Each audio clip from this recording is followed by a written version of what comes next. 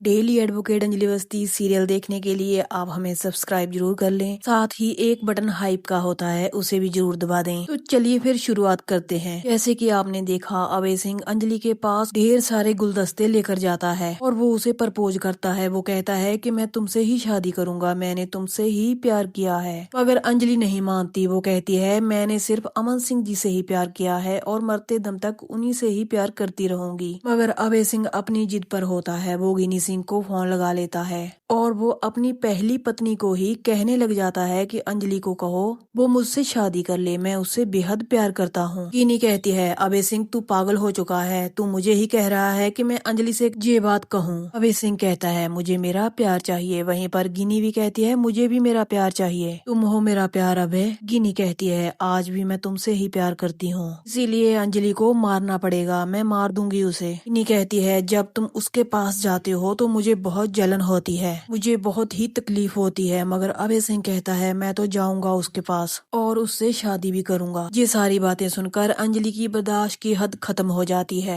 वो अभय सिंह को धक्के मारकर बाहर निकाल देती है और कहती है कि मुझे किसी की जरूरत नहीं है। आगे हम देखते हैं साधिका चालबाज आरती को फोन करती है। वो उससे पूछती है आरती तुम्हारी सुहागरात कैसी थी। आरती हंस देती है। साधिका उसे कहती है अरे शर्म आ गई क्या तुम, मुझे पता है वे तुमसे बहुत प्यार करता है, उसकी आंखों का तो तुम नूर हो, काश मेरे हस्बैंड भी मुझसे इतना ही प्यार करते। साधिका आरती को कहती है सचमुच तुम बहुत लकी हो। वो आरती से पूछती है कि अब तुम क्या कर रही हो। आरती उससे कहती है कि आज मेरी पहली रसोई है। साधिका लेकिन अपनी चालों से बाज नहीं आती। वो कहती है ये सब तो यहाँ पर भी होने वाला है, पहली रसोई, सुहागरात, न जाने आगे क्या क्या होने वाला है। आरती कहती है जी क्या बोल रही हैं आप छोटी दादी। साधिका कहती है देखो तुम्हारी माँ हमारी समाज में नाक तो कटवा ही चुकी है, जहाँ पर भी हम जाते हैं वहीं पर लोग छीछी करते हैं, पता नहीं लोग क्या क्या बोलते हैं। तुम्हारी माँ शादी करना चाहती है, वो भी इस उम्र में, और किसके साथ, अपने ही जेठ जी से। आरती ये सुनकर दुखी हो जाती है। वो कहती है कि ये सब मुझे मत सुनाइए। लेकिन साधिका फिर भी बाज नहीं आती। वो कहती है पता है तुम्हारे अभय चाचू ने कल क्या किया, ढेर सारे फूल लेकर पहुँच गए तुम्हारी माँ के पास बस्ती में। लगता है इनका प्यार बहुत ही गहरा हो चुका है, बल्कि मुझे तो ये भी लगता है कि ये लोग छुप छुप कर मिलते हैं। ये सारी बातें आरती से बर्दाश्त नहीं होती। वो कहती है मैंने आपसे पहले भी कहा कि ये सब बातें मुझे मत सुनाइए। राधिका कहती है तुम मुझ पर तो चिल्ला सकती हो, मेरा मुंह तो बंद कर सकती हो, लेकिन समाज में किस किस का मुंह बंद करती फिरोगी। तुम्हारी माँ ने गिनी का तो घर तोड़ दिया। ये सारी बातें सुनकर आरती रोने लग जाती है और फोन काट देती है। बेशर्म साधिका जोर जोर से हंसने लग जाती है और कहती है चलो पहली रसोई की तो आग मैंने पहले ही लगा दी। तभी वहाँ पर पद्मा आ जाती है। वो साधिका को कहती है मिल गई खुशी आपको, सुबह सुबह बेटी के कानों में जहर घोलकर, बहुत ही मजा आ रहा होगा ना आपको, जरा सी भी शर्म नहीं आती आपको। साधिका उसे कहती है बिल्कुल चुप, मेड हो मेड की तरह रहो। पद्मा उसे कहती है किसको मेड बोल रही हो, पाल पोस कर मैंने आरती को बड़ा किया है, जितना अधिकार वकील दीदी का है उस पर उतना ही अधिकार मेरा है, आप उसके साथ ऐसा सलूक नहीं कर सकती। साधिका पद्मा पर हाथ उठाने की कोशिश करती है मगर पद्मा उसका हाथ रोक लेती है। पद्मा उसे कहती है मैंने तुम्हें एक बार बताया कि मैं इस घर की मेड नहीं हूँ, इस घर की बेटी आरती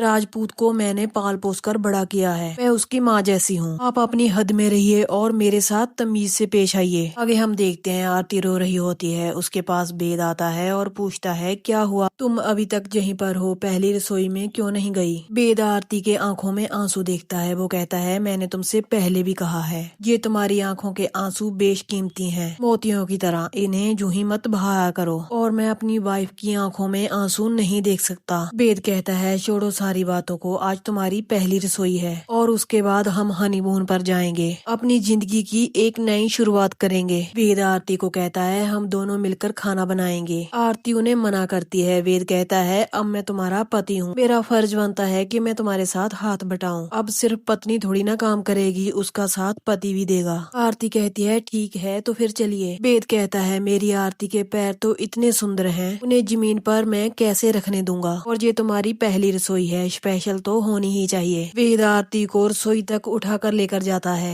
ये सब देखकर आरती बेहद खुश होती है। आगे हम देखते हैं राघव सिंह पूछते हैं कि सुबह सुबह इतना शोर क्यों मचा रखा है। पद्मा इससे पहले कुछ बताए सादिका उसे चुप रहने के लिए कहती है और कहती है कि मैं बताऊंगी। वो कहती है ये लड़की हमारे घर में काम करती है, मेड है। वो कह रही है कि मैं आरती की माँ हूँ। सादिका कहती है इसकी औकात तो देखो 2 टके की नहीं है, बातें ऐसी कर रही है कि जैसे हम में से ही एक हो। चालबाज सादिका राघव सिंह को कहती है मैं आरती से 2 बातें कर रही थी, उसका मन हल्का कर रही थी। पद्मा उसे कहती है कि ये झूठ बोल रही है। सादिका कहती है मैं किसी से डरती नहीं हूँ जो झूठ बोलूंगी। बड़े भैया आप सोच भी नहीं सकते कि इस घर में क्या चल रहा है, और वो भी आपकी नाक के नीचे। सादिका कहती है आपको पता है बड़े भैया, आपका बेटा गया था अंजलि के घर दुनिया भर के फूल लेकर, उसके बाद पता नहीं क्या क्या रंगरलियां वहाँ पर हुई होंगी। राघव सिंह सादिका को डांट फटकार लगाते हैं। वो कहते हैं कि तुम इस घर की बहू हो, तुम्हारे मुंह से ऐसी बातें शोभा नहीं देती। सादिका कहती है मेरे मुंह से बोलना ही शोभा नहीं देता, और जो ये सब कर रहे हैं उनको शोभा देता है। अभी वहाँ पर अभय सिंह आ जाता है। वो कहता है पापा जिसे जो बोलना है बोलने दीजिए, मैं अंजलि से प्यार करता हूँ और उसी से ही शादी करूंगा। राघव सिंह अपने बेटे को रोकते हैं। वो कहते हैं कि ये सब तू क्या बोल रहा है, मगर अभय सिंह के सर पर तो अंजलि के प्यार का भूत सवार है। वो इस प्यार में हुआ पागल किसी की भी बात नहीं सुनता। तभी राघव सिंह को गिनी का फोन आ जाता है। वो राघव सिंह को कहती है देखना आपके बेटे को और आपको कैसे मैं घर से बाहर निकालती हूँ। राघव सिंह उसे कहते हैं कुछ नहीं कर पाओगी तुम। गिनी कहती है दामोदर मजूमदार है मेरे साथ,